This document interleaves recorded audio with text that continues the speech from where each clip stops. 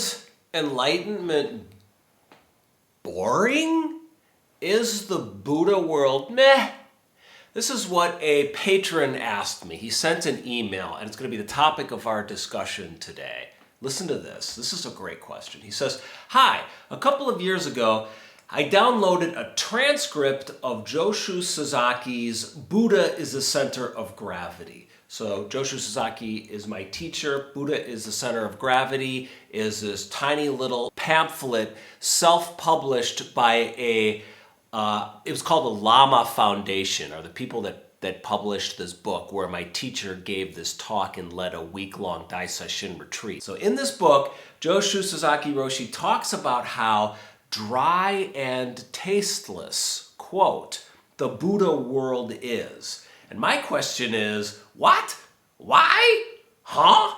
He pretty much says enlightenment is nice and all, but it is boring compared to this world, and that spiritual teachers push enlightenment but never tell seekers how it really is. Oi, he says, I've never heard that before or since. What is a humble householder to think? Holy bananas, is enlightenment boring? This right here is the book that we're talking about, Buddha is the Center of Gravity. It's an extremely difficult book to find. I got my copy at the old Bodhi Tree bookstore in Los Angeles. The Bodhi Tree bookstore was one of my favorite places on planet Earth. Eventually they closed down, and that spot is now occupied by a Persian rug store. Los Angeles, do you need more Persian rug stores, okay? My point is, God, this was a great store, the Bodhi Tree bookstore. Like, let's pour one out. I got some green tea right here. Let's pour one out for the Bodhi Tree Spiritual Bookstore.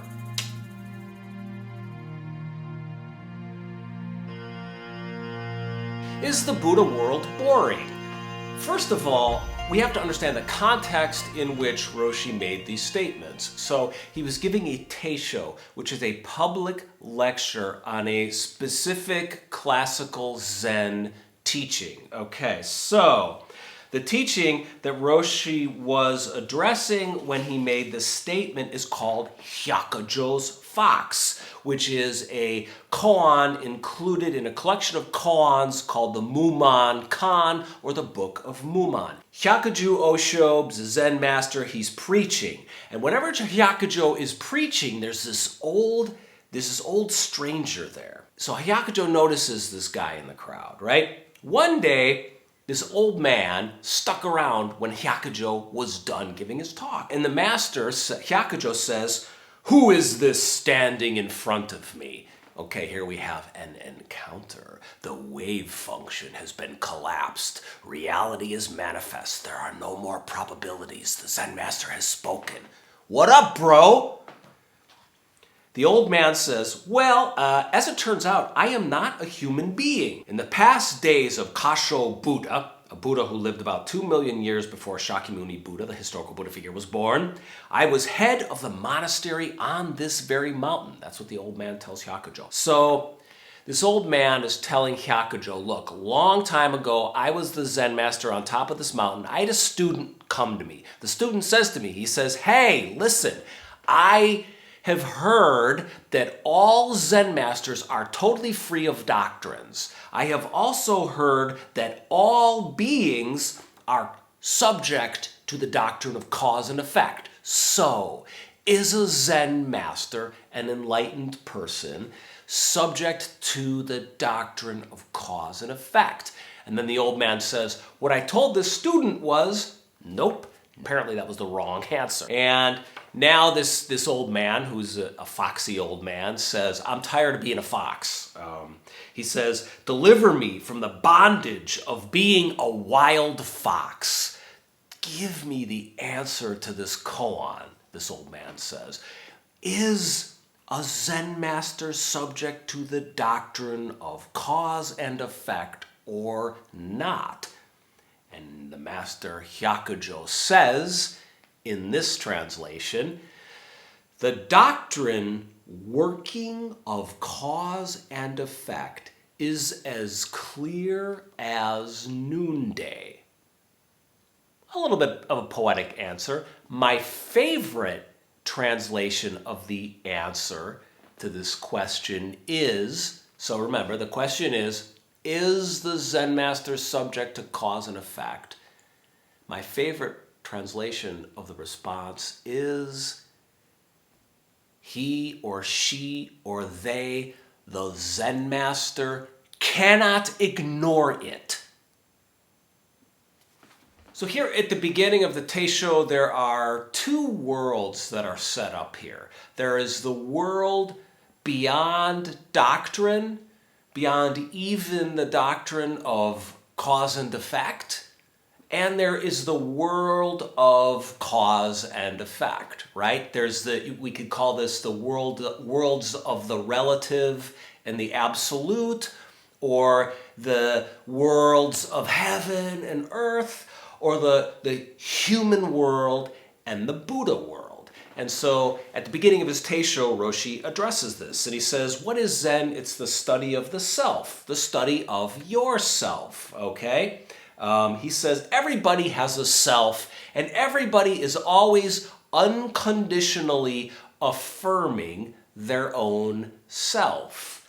He goes on to say, you think that you are your body, which is less than 5 or 6 feet, greater than greater than 100 or less than 200 pounds, has these qualities and these characteristics. You think that you're this. You think that you're your body. You think that it is yourself. But then he says, you will lose your body someday.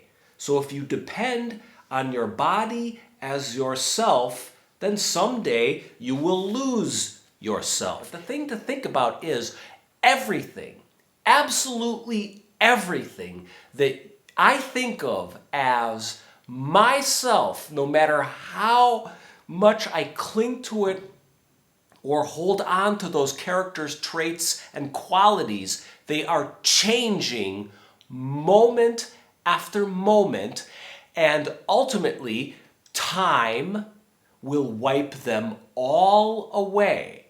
So Roshi is saying, hey, there's this principle called anicca in Buddhism, which means change. Everything is always, whether we are fully aware of it and recognizing it or not, everything is always in a state of transformation, okay? And then he goes on to say, however, your true self is free from everything.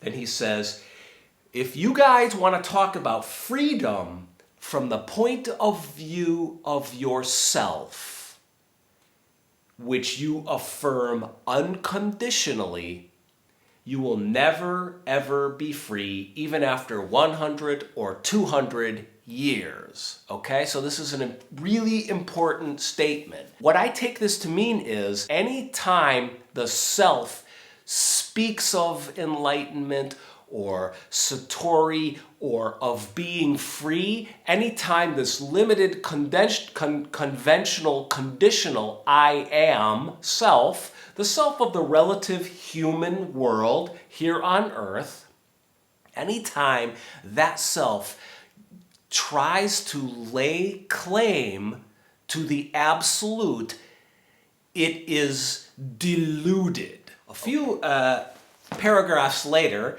after laying waste to popular Zen Buddhism and popular Roshis teaching BS Zen in America, this is something Zen masters often do, I find, is they impugn their competitors and straw man other spiritual arguments. It's a rhetorical device. Roshi then says, you must destroy the unconditionally affirmed self. So what he means by that is you must destroy this idea that you have that yourself is absolute. This guy who's sitting here talking right now, that he can think truly true, super duper duper truth, absolute things and manifest them and so be spiritually complete. You have to destroy the ignorance that takes the conditioned individual small s self for granted. Now, I understand the language sounds a little violent. You know, he was an old samurai Zen master and often used language that sounded kind of violent, but he would also teach, which I found helpful, how the mother, when she sees her child across the room, and the child's a grandmother, let's say, and the kid comes in the room, Grandma destroys. Before that kid walked through the room, Grandma was sitting there, sipping her black tea, thinking, my God, where did my life go? I'm gonna die. And she's taking these ideas as absolute truths. She's unconditionally affirming herself in that moment as an old, wizened, useless, dried up, dead-end person. And suddenly her daughter swings open the door and the granddaughter comes running through. And all those thoughts are killed, and the grandmother makes total relationship with her daughter, and in hugging her granddaughter, dissolving herself completely in a hug with that granddaughter. In doing that, her unconditionally affirmed self, which was a little depressed in the previous moment, is destroyed. This is the sort of thing Roshi is talking about here. So you can't get stuck on yourself. You can't get stuck on ideas of good self or bad self, good life, bad life. You can't get stuck on ideas of good politics, bad politics. You can't get attached to your notions of truth and reality, of me and you, of this and that. We have to make distinctions in the world of cause and effect, but we can't get attached to these distinctions. That is unconditionally affirming the self, which is a mistake, Roshi is saying. He goes on to say, only when you have realized the source of God, the source of Buddha, the source of human beings, can you say that you have studied Zen. Shakyamuni, Buddha, the historical Buddha figure, Shakyamuni called the source of everything emptiness, or shunyata. So, Andrew, my patron who asked me this question, this is like a key statement. Like, we have to take everything a Zen teacher says seriously when they're giving a teisho. And there are some sentences which are money shots, and this is one of them in this book, Buddha is the Center of Gravity. It's very clear. The source of everything is emptiness. Okay? If we take that statement seriously, really take that statement seriously, then we know that we can't attribute any qualities to that emptiness. Okay? It's the term in traditional theology in the West is apophatic. It's negation. Sometimes when I read some of Leonard Cohen's old poems, he would write G/D. So Leonard Cohen came from a rabbinical lineage, and there's a mystical strain, I guess, in rabbinical lineage, and they would not fully speak or write out the name of God. It's the same principle. It's not just in Buddhism. You don't speak of the absolute. You don't give it qualities. So, Andrew, you seemed upset that this statement was made that in the heaven or the Buddha world is boring. But can you see now what's being said? What's really being said is that your mind, which wants to own heaven, it wants to take heaven and fit it into your skin and fold it into the folds of your gray matter. It wants to put heaven in your shape, in the shape of your life and your ideas. What's being said here is no. That is not practicing true Zen. Where she goes on to say, emptiness or nothingness is the source itself. So it is free from everything. At the same time, it embraces everything. So we can see that this is a different kind of emptiness than we're used to. We could call it the unborn or the unseen. Zen Master Bankei talks about the unborn. It's a kind of emptiness that contains everything, but not in a way that anything can be said of it. And it's best just to zip the lip.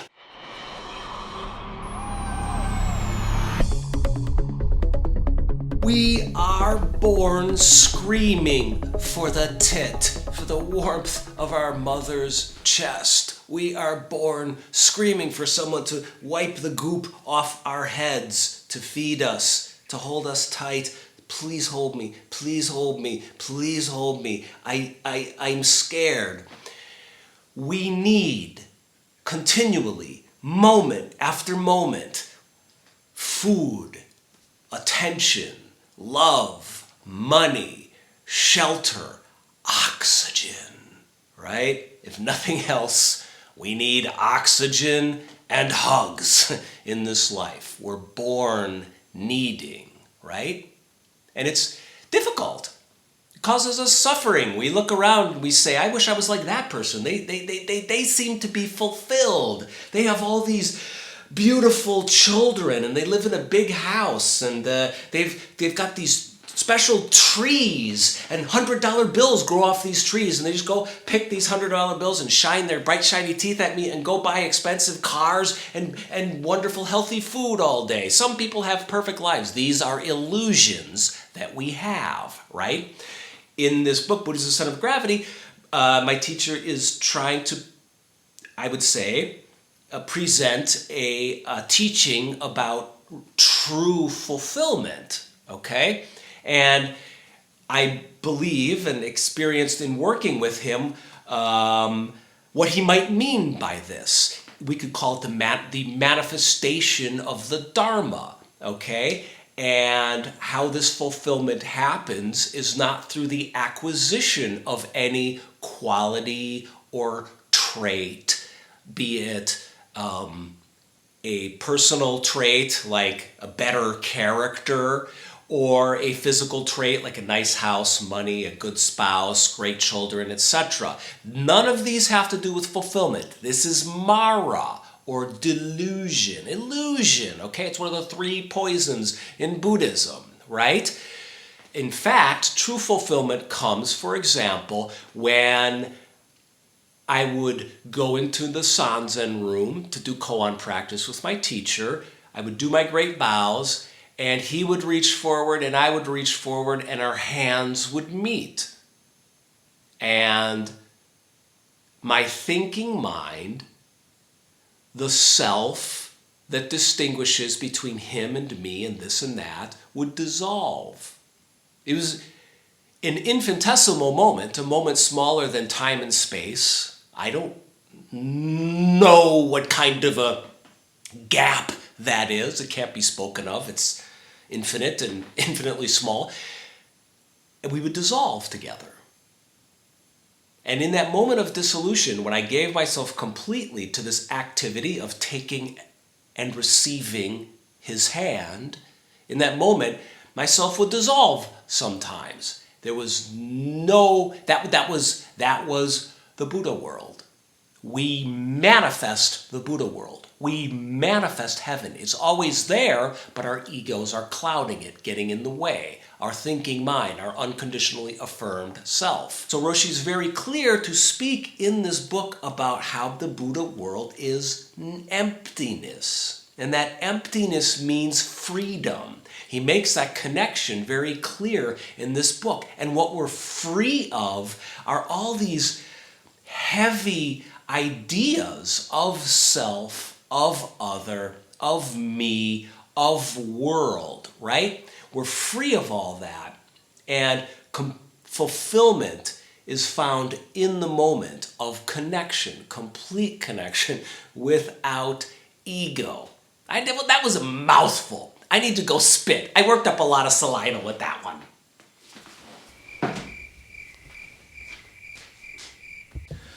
So the teaching we're being given is very clear. You will never lasso God. When Buddha manifests, when God manifests, the self is gone. When the self dissolves, all the needs, all the empty spaces, all the cracks and corners of want and desire are met, and there's nothing left but oneness, unity, connection, right?